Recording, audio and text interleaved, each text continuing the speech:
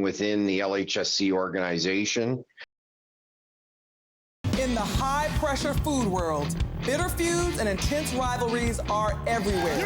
We got some beef. I'm inviting chefs with real-life grudges to settle the score in head-to-head culinary matchups. You feel that Brad is stealing your content and your recipes? Yeah, not even doing a good job at doing it. Today, we settle the score. Are you ready for a grudge match? Chef Grudge Match, Tuesday at 9.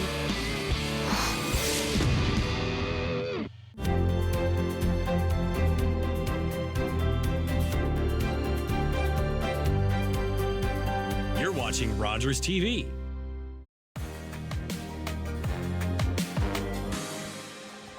The Civic Centre's 55 years old now. It was built in 1970, and a lot of its component parts are coming to its end of life. So Council has looked into whether it would be feasible to build another facility at Cowan Fields. That's the direction that they've given, but that is still a few years down the road. It'll really be next council's decision on how quickly that happens.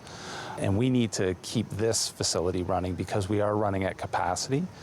The last study we did really indicated that we need 4 pads of ice, and so to lose one of our 3 would be very difficult for scheduling. Our manager of facilities here keeps getting inundated with more requests for groups that want to expand but can't because we can't deliver the hours. So we're trying to balance keeping this going while trying to put our funds towards a new facility. So right now we've budgeted in 2026 $1.2 million to keep it going. We don't want it to age out in the middle of a season. And we're going to have to manage that strategically and assess how much do we put into the facility and how long can it keep going. Right now there isn't a leak in the floor, but it has heaved several times. So it is a concern. It's again, 55 years old. It's starting to be at the end of its life. But there's also compressors and dehumidifiers. And then down the road, there's going to be chillers and other items that come into play.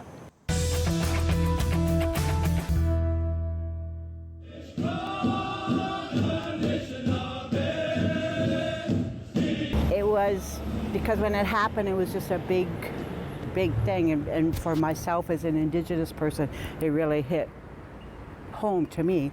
I had both my paternal grandmothers were in the residential school. I have some aunts and uncles that went to the residential school. My father ran away from the reserve when he was 13 years old so that he wouldn't have to go to the residential school.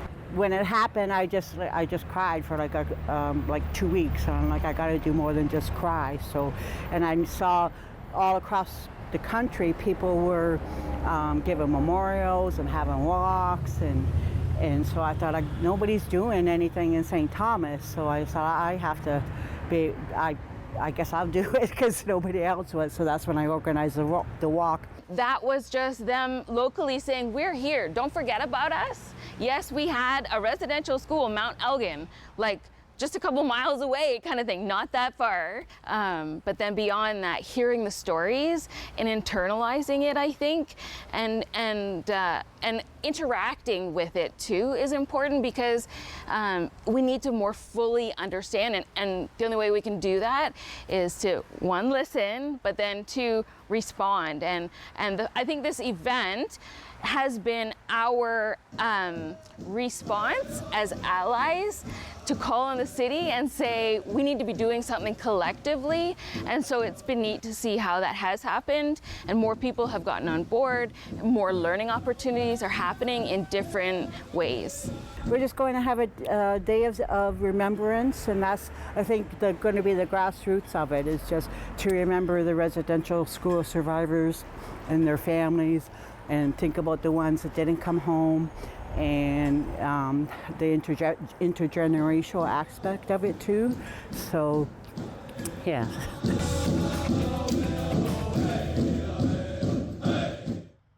We wanted to ensure that Strathroy-Caradoc Housing was always fully under the control of council.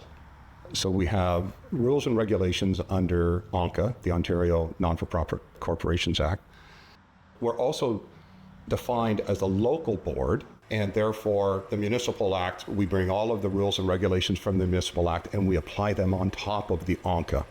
Now we have to move forward and start changing the governance model to satisfy those rules I've just talked about. And that is what I did at council meeting. I specifically removed myself from the deputy chief's chair and spoke at the podium so that the public understood I'm talking as a board member of Strathroy-Caradoc Housing. This is a municipally owned corporation that has liabilities that must be properly addressed pursuant to all of the legislation I've spoken about, and that needs to be done by elected people. So we put in a governance model that's going to do that. Council is always the very top tier of the liabilities and the assets. Day to day for the tenants, I don't see any changes at all. For the community, you have access to your councillors. It's a very valuable corporation within the municipality, and it adds to that which we are already doing in the municipality through Middlesex County. That is really where all of your social housing used to occur with what we call London Middlesex Housing Corp. Most of social housing in the county exists within Strathroy-Caradoc. So we put lots of money into it, but we get an enormous bang in our community. And then now we have taken a secondary step by doing Strathroy-Caradoc Housing. It takes a village with planners, permits officers, trench inspectors, electricians, plumbers, surveyors, coffee and backup coffee, and occasionally a mediator. This is just the beginning. We see a lot of growth and innovation ahead. We really look forward to contributing to the town of Tillsonburg, and we appreciate all the support. Honestly, to get awarded for something you love to do, and how great is that? I mean, I get to go to work every day and work with those hooligans back there, and it's pretty great. I'm truly honored to receive this award. Giving back to our community has never felt like work. It's more of a joy. This town is full of amazing people who care, support, and inspire one another, and I feel blessed to be a small part of that. What started as a relatively small business, as Mike said, here in Tillsonburg, has now grown into Canada's largest crop protection warehouse provider with over 2.6 million square feet across Canada and still growing. It's no longer about work-life balance, but work-life harmony. The goal rested in fulfilled employees and a flexible environment with the ability to disconnect and recharge on one hand. We all just seem to work anymore, and we never really seem to disconnect. And on the other hand, connect and develop relationships within our work environment and bring those two kind of worlds together. We've always believed that being part of a community means giving where you can, showing up where you're needed, and contributing to something greater. We remain committed to serving this community wholeheartedly for years to come. In gratitude for all the hospitals given to the community, Vern's Carpet One is proud to announce a donation of $100,000.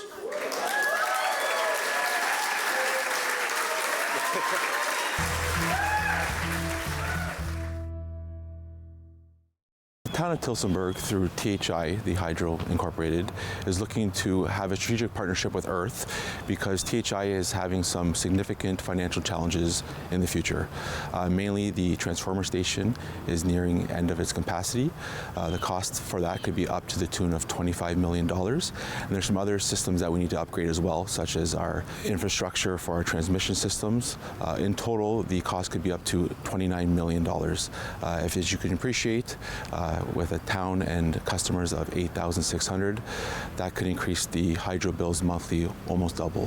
So by looking to partner with ERTH, we'd be the second largest shareholder, over 33,000 customers. And by sharing the cost over 33,000 customers, you're spreading it farther and finding economies of scale, and there's capacity to do that. So right now, as you've seen in the ads, we're looking for some consultation. So we have 2 community open houses on Monday, September 29th from 3 to 6 at the Lions Den at the community center, and Monday, October 6th at the mall. With that, we're looking for feedback from the community. However, we've had a partnership with ERTH for some time now. Since 2023, they have been managing the hydro utility through a management contract. And again, we've had some other partnerships on the side where they've done some work from us. So we do, if it does move forward, it will be seamless, but there's some finer details we'll have to sort out. Want to share news from your area? We'd love to hear from you. Email us with your community updates and be part of the conversation.